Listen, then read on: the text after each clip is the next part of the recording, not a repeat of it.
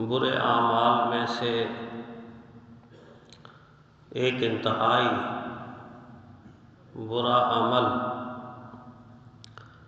جس کی نحوست کو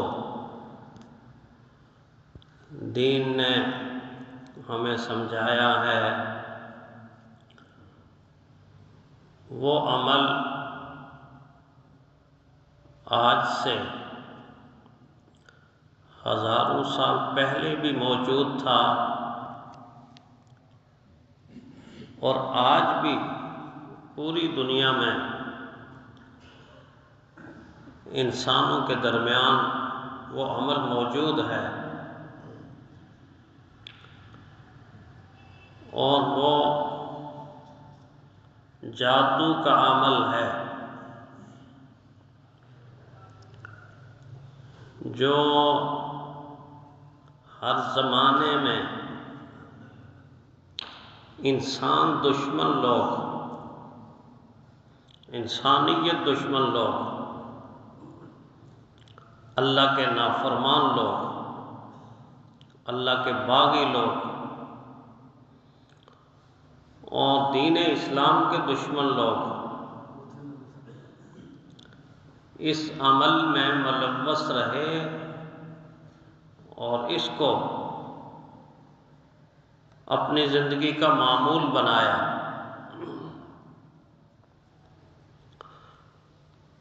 چنانچہ قرآن حکیم میں جادو کے حوالے سے عربی زبان میں جادو کو سحر کہتے ہیں۔ یہ لفظ قرآن حکیم میں تقریباً 23 مرتبہ استعمال ہوا ہے، اور اسی طرح جو اس برے عمل میں پڑ جاتا ہے اور یہ عمل کرتا ہے، اللہ کا باغی، اللہ کا نافرمان، انسانیت کا دشمن، اس کو ساحر کہتے ہیں، اور ساحر کا لفظ قرآن حکیم میں تقریباً 12 مرتبہ استعمال ہوا، اور یہی لفظ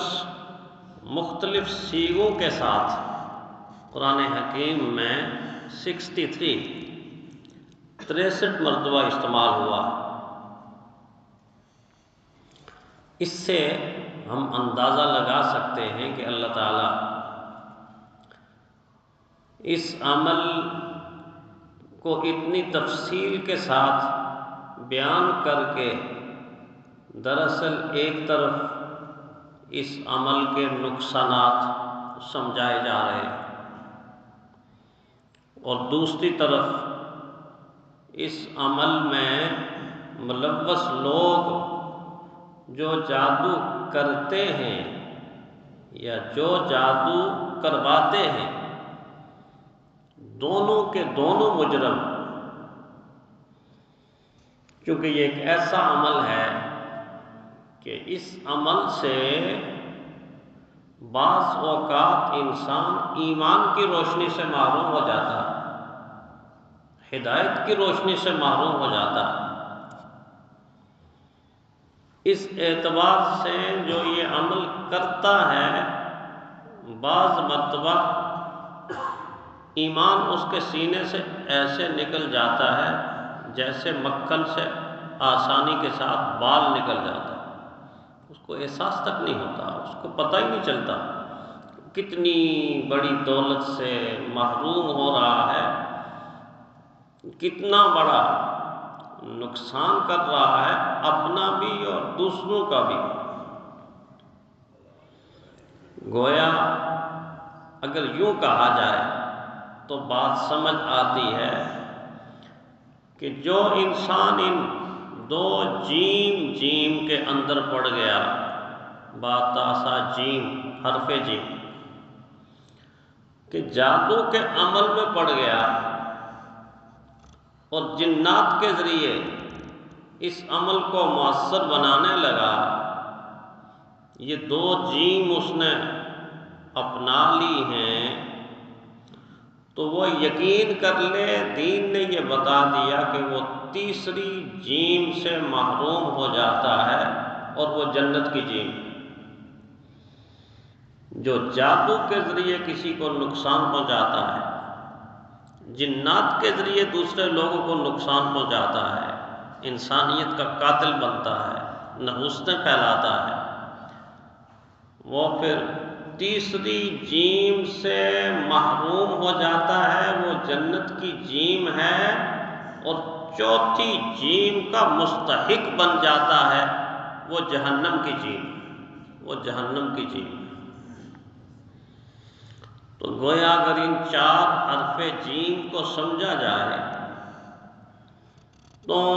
کرنے والے کو معلوم ہوگا کہ میں کس طرف جا رہا ہوں، کروانے والے کو بھی معلوم ہوگا کہ ہم کتنا نقصان کر رہے ہیں۔ قرآن حکیم نے فرعون کے زمانے کے حوالے سے جادو کا تفصیل کے ساتھ تذکرہ کیا کہ فرعون کی گورنمنٹ، فرعون کی حکومت جادوگروں کی پرورش کرتی تھی، پالتی تھی، ان کی حفاظت کرتی تھی، ان کو وظیفے دیتی تھی، ان کا خیال رکھتی تھی۔ اور جب کوئی حکومت اس انداز سے کسی کی حوصلہ افزائی کرتی ہے تو وہ اس لیے کرتی ہے کہ وقت آنے پہ کام آئے گا، وقت آنے پہ کام آئے گا۔ جس طرح موجودہ زمانے کی حکومتیں ہیں کہ قبضہ گروپ خود پالتی ہیں، سنبھالتی ہیں، ان کا دفاع بھی کرتی ہیں، ان کو موجود بھی رکھتی ہیں، اور لوگوں کو نقصان دینے والے جو ڈاکو ہیں، جو چور ہیں، بجائے ان کے پکڑنے کے ان پہ ہاتھ نہیں ڈالتی۔ اس کی وجہ کیا ہے کہ وہ ان کے گروپ کے لوگ ہیں، وہ ان کو وقت آنے پہ کام آتے ہیں، ان سے وہ جو کام ناجائز لینا چاہتے ہیں وہ ناجائز کام کے لیے فوراً ایگری کر جاتے ہیں۔ اس کی سادہ سی مثال اپنے ملک میں اگر ہم سمجھنے کے لیے سمجھتے ہیں تو ہم بچپن کے عالم میں تھے جب ایک بات سنتے تھے کہ سندھ کے اندر کچے کے ڈاکوؤں نے بڑا کوہرام مچایا ہوا، بڑا ادھم مچایا ہوا، لوگوں کو اغوا کرتے ہیں، لوگوں کو تاوان وصول کرتے ہیں، بے دردی سے قتل کر دیتے ہیں۔ بچپن کی زندگی کے اندر ہم سنتے تھے۔ اب کتنے سال ہوں گے 40-50 سال لگا لیں، آج تک پاکستان کی کسی گورنمنٹ سے کچے کے ڈاکو قابو میں نہیں آ سکتے۔ بھلا انسانی عقل یہ بات مانتی ہے کہ ایک ریاست موجود ہو، ایک حکومت موجود ہو، پولیس کا نظام موجود ہو، عدلیہ کا نظام موجود ہو، فوج کا نظام موجود ہو، اتنی بڑی ریاست کے سامنے چند کچے کے ڈاکو سال ہر سال سے انسانوں کو مار رہے ہیں، قتل کر رہے ہیں، مار رہے ہیں، قتل کر رہے ہیں، اغوا کر رہے ہیں، اور کنٹرول بھی نہیں ہو رہے۔ ایک پرائمری کلاس کا بچہ بھی یہ بات جب سنے گا تو کہے گا یہ تو ایک مذاق ہی ہے یار، یہ تو ایک مذاق ہی ہے۔ کیسے ہو سکتا ہے کہ اتنی بڑی ریاست ہو اور گنے چنے ڈاکو ہوں، ان کو پناہ گاہیں ہوں، اور وہ قابو اور کنٹرول میں نہیں آ سکیں؟ صاف ظاہر ہے کہ کنٹرول کرنا ہی نہیں چاہتے، وقت آنے پہ کام لینا ہے، وقت آنے پہ کام لینا ہے، کسی کو دباؤ میں رکھنا ہے تو کام لینا ہے۔ جس طرح اس دور کی حکومتیں ایسے لوگوں کو پالتی بھی ہیں، سنبھالتی بھی ہیں، حفاظت بھی کرتی ہیں، کفالت بھی کرتی ہیں، وہ پکڑے نہیں جائیں گے، لیکن پکڑنے پہ آئیں گے تو غریب پکڑا جائے گا، بے بس پکڑا جائے گا، مجبور پکڑا جائے گا، اور کم درجے کا انسان جس کی کوئی آمدنی نہیں وہ پکڑا جائے گا۔ سارے کے سارے لوگوں کے لیے، ایسے لوگوں کے لیے فٹافٹ ہتھ کڑیاں لگ جائیں گی، لیکن وہ لوگ قانون سے بالاتر ہوتے ہیں۔ بالکل اسی طرح یہ نظام اصل میں فرعونی نظام ہے، فرعونی نظام، موجودہ نظام۔ کہ اس زمانے میں جادوگروں کو پالا بھی جاتا تھا، سنبھالا بھی جاتا تھا، اور وقت آنے پھر ان سے کام لیا جاتا تھا۔ اور جب وقت آیا نا، موسیٰ علیہ السلام تشریف لے آئے، معجزات کے ساتھ تشریف لے آئے، تو فرعون نے کہا اب ہے کہ میں ان سے کام لے لوں، اب ہے کہ میں ان سے کام لے لوں۔ قرآن کہتا ہے وَأَرْسَلَ فِي الْمَدَائِنِ حَاشِرِينَ وَأَرْسَلَ فِي الْمَدَائِنِ حَاشِرِينَ يَأْتُوكَ بِكُلِّ سَاحِرٍ عَظِيمٍ۔ فرعون نے اپنی انٹیلیجنس، اپنی ایجنسیاں متحرک کر دی، اپنے لوگوں کو کہا جاؤ کریا جاؤ، بستی بستی جاؤ، گلی گلی جاؤ، چوک چوک پہ جاؤ، پوری میری حکومت چھانٹ مارو، ہر طرف پھیل جاؤ۔ ڈیوٹی لگا دی کہ پوری سلطنت کے کذابین، دجالین، مکارین اور ساحرین کو ایک جگہ جمع کر دو۔ اور جب ایک جگہ جمع کیا فرعون کی حکومت میں، تو تعداد معلوم ہے کتنی بنی؟ مفسرین نے لکھا کہ 80,000 جادوگر، ماہر ترین جادوگر فرعون کے حواریوں نے اکٹھے کر کے میدان میں لا کے کھڑے کر دیے کہ بڑے صاحب یہ ہیں جن پر آپ کا پیسہ خرچ ہوتا رہا، مال خرچ ہوتا رہا، دولت خرچ ہوتی رہی، آج کام کا وقت ہے، موسیٰ علیہ السلام کا مقابلہ جو کرنا ہے۔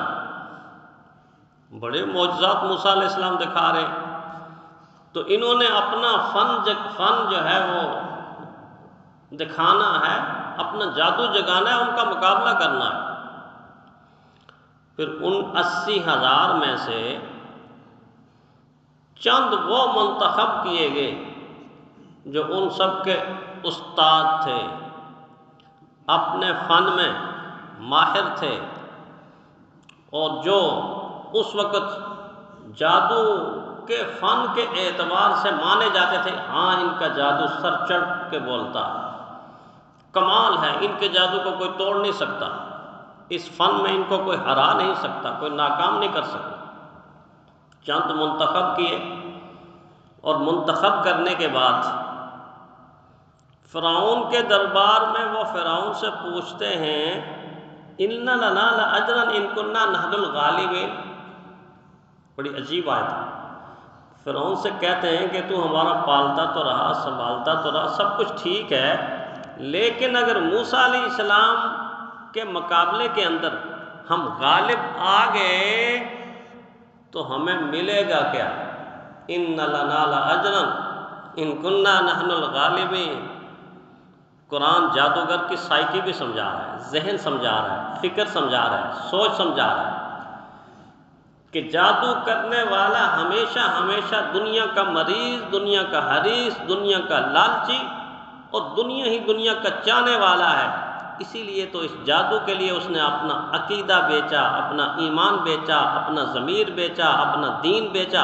اپنا سب کچھ بیچ کے اپنی دنیا بھی تباہ کر دی اور اپنی آخرت بھی تباہ کر دی۔ دنیا کا جب انسان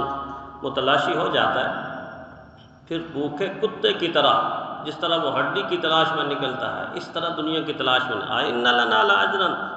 إِن كُنَّا نَحْنُ الْغَالِبِينَ۔ ہمیں کیا دو گے اگر موسیٰ علیہ السلام کے مقابلے میں ہم غالب آ گئے؟ تو فرعون نے سوچا یہ تو جب تک ان کو ہڈی نہ ڈالی جائے یہ باز تو نہیں آئیں گے، کہیں ایسا نہ ہو کہ میری بدنامی کا باعث بنے۔ قرآن حکیم اس کی بات نقل کر، نعم جی بالکل، وَإِنَّكُمْ لَمِنَ الْمُقَرَّبِينَ۔ تمہیں پتہ ہی نہیں کہ میں تمہیں کیا دوں گا۔ ایک دفعہ موسیٰ علیہ السلام کے مقابلے میں غالب آ کے دکھاؤ، پھر کیا ہوگا؟ پھر تم میں سے کوئی میرے دائیں طرف ہوں گے، کوئی بائیں طرف ہوں گے، میرے پاس بیٹھیں گے، میرے اپنے بنیں گے، میرے چہیتے بنیں گے، میں تمہیں وزیر بناؤں گا، مشیر بناؤں گا، بڑے بڑے عہدے دوں گا، بڑے بڑے منصب دوں گا، میری حکومت کے اندر تم شریک ہو جاؤ گے، تو پھر مل کر عیاشیاں کریں گے۔ یہ ہوتے ہیں بادشاہ، تم فکر نہ کرو، میرے ساتھ مل تو جاؤ ایک دفعہ، میں جیت گیا آپ کی وجہ سے تو تمہیں اپنا وزیر بناؤں گا، اپنا مشیر بناؤں گا۔ ان بنی اسرائیل غریبوں کا خون نچوڑیں گے، پہلے بھی میں نچوڑ رہا ہوں، 70,000 بچوں کو ذبح کر چکا، ماؤں کی گودیوں کے اندر ذبح کر چکا، دیکھتی ماؤں کی آنکھوں کے سامنے ذبح کر چکا ہوں یہ بنی اسرائیل کے بچے۔